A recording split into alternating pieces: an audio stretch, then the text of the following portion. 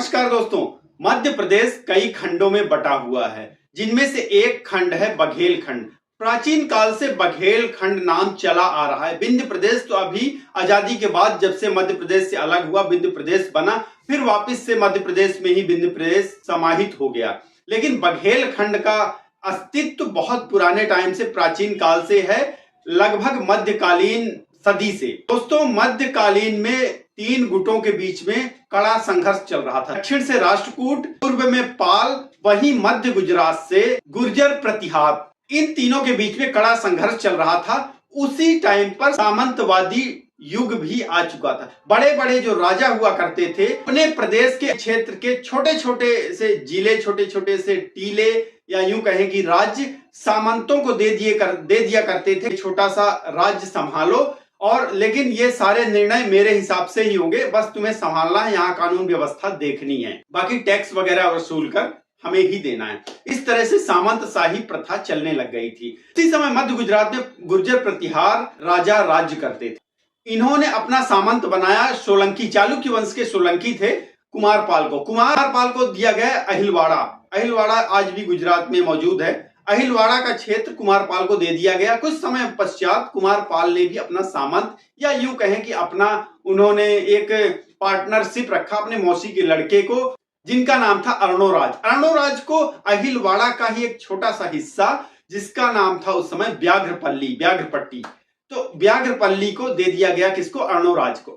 वो भी एक तरह से सामंत ही हो गए। अब दोनों अधीन तो गुर्जर प्रतिहार के ही थे, लेकिन अलग अलग अपना राज्य संभालने लग गए। तो अर्णोराज के पुत्र हुए व्याघ्रदेव। इनको लोग बाघदेव भी बोलते थे। व्याघ्रदेव एक्चुअल में बघेलों के पूर्वज हुए। तो दोस्तों, व्याघ्रदेव अर्णोराज के पुत्र हुए। उन्होंने व्याघ्रपट्टी को अच्छी तरह से चलाया। एक्चुअल में व्याघ्रदेव का नाम लावण्य देव था, लेकिन बाद में जब ये शासन करने लग गए बघेल पट्टी पर, तो इनका नाम व्याघ्रदेव उपाधि दे दी गई। इनके पुत्र का नाम था कर्णदेव। कर्णदेव की शादी होती है बांधवगढ़ में, बांधवगढ़ के करचुलियों के यहाँ। करचुली इनको शादी में दहेज के रूप में बांधवगढ़ दे देते हैं। तो अब ये बांधवगढ़ हो गया इनका, किसका? कर्णदेव का, यानी कि व्याघ्रदेव का ही। व्याघ्रदेव जब बूढ़े होते हैं तो ये यात्रा करने के लिए जाते हैं। कर्णदेव के दो पुत्र होते हैं, भीमल देव और बीसल देव। भीमल देव और बीसल देव को, दोनों अपने पोतों को लेकर व्याघ्रदेव चल देते हैं यात्रा पर। यात्रा करने के लिए आते हैं प्रयागराज के साइड में, प्रयागराज, चित्रकूट, इधर यात्रा करने के लिए आते हैं। क्योंकि उस समय ठहरने के लिए ऐसी कोई व्यवस्था नहीं थी कि आपने चलो भाई मेक माई ट्रिप से होटल वगैरह बुक कर लिया और रहने लग गए। उस समय एक राजा जो होते थे, वो राजा के यहाँ ही, सामंत जो होते थे सामंत के यहाँ ही ठहरते थे।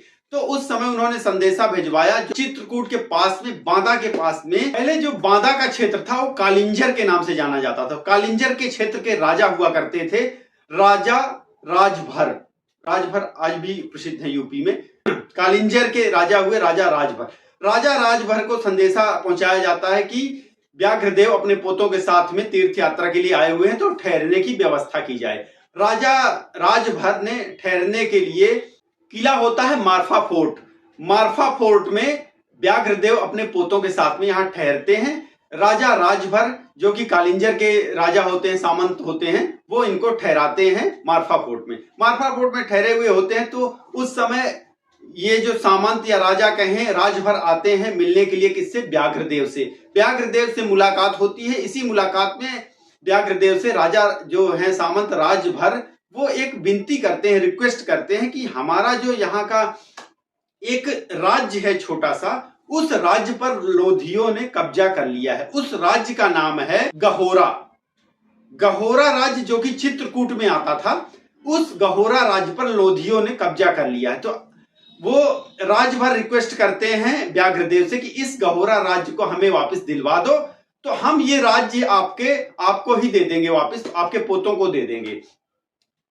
व्याघ्रदेव मान जाते हैं। राजा व्याघ्रदेव अपने पोतों को बोलते हैं कि आप इनकी मदद करो इस राज्य को दिलाने में, और जो भी है लोधियों के साथ संघर्ष करो, लड़ाई करो, युद्ध करो, जैसे भी है, इनको ये राज्य दिलवाना है राजभर को।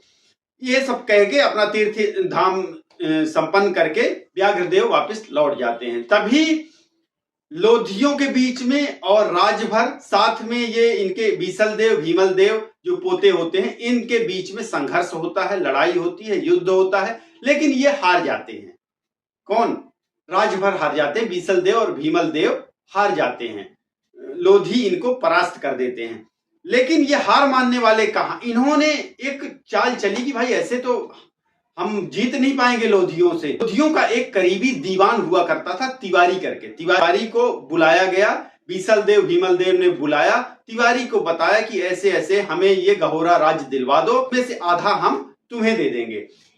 तिवारी ने उनकी मदद की, बीसल देव भीमल देव की मदद की और लोधी को जहर देके मार दिया। इसके बाद जब ये युद्ध समाप्त हो जाता है, युद्ध जीत जाते हैं, ये कब्जा कर लेते हैं गहोरा पर और राजा राजभर इनको गहोरा का पूरा राज बीसल देव भीमल देव को दे देते हैं, लो अब तुम इस पे राज करो।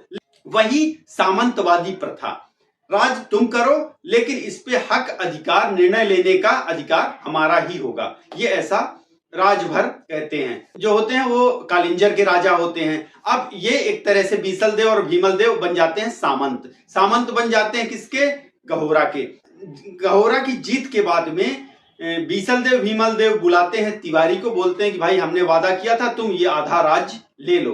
पहले के टाइम में जुबान ही बहुत बड़ी कीमत होती थी, कोई लिखा पढ़ी नहीं होता था, तो उन्होंने बोला ये आधा राज ले लो। तिवारी ने कहा हमें राज की आवश्यकता नहीं, हम तो दीवान ही ठीक है। तिवारी ने ये राज ना लेने के वजह से तिवारी को एक उपाधि दी गई, अधरजिया तिवारी। अधरजिया तिवारी आज भी प्रसिद्ध है, नाम आप सुनेंगे।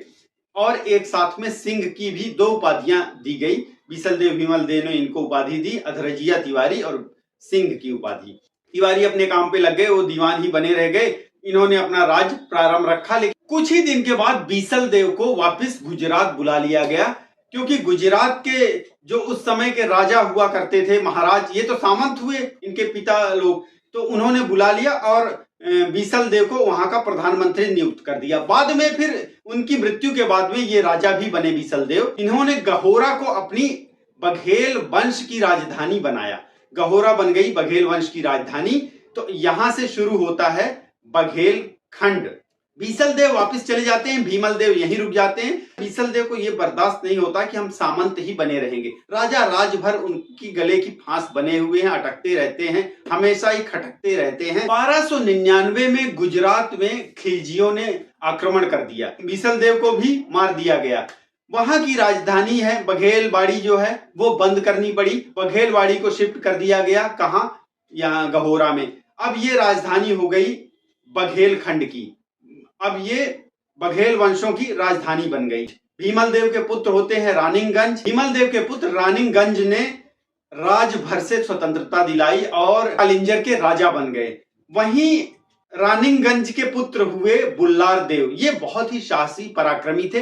बुल्लार देव ने दिल्ली सल्तनत की अधीनता स्वीकार नहीं की और सीधे युद्ध किया। बुल्लार देव ने लड़ाई लड़ी। बुल्लार देव एक ऐसे बघेल खंड के बघेल वंश के बघेल राजा हुए हैं जिनके अंदर अदम्य साहस पराक्रम था। उन्होंने दिल्ली सल्तनत से अपने आप को आजादी दिलवाई और दिल्ली सल्तनत ही जीत लिया। बुल्लार देव कहते हैं उस समय अधीनता स्वीकार नहीं की, टैक्स देना बंद कर दिया था, दिल्ली सल्तनत के साथ युद्ध किया और वो युद्ध जीत गए।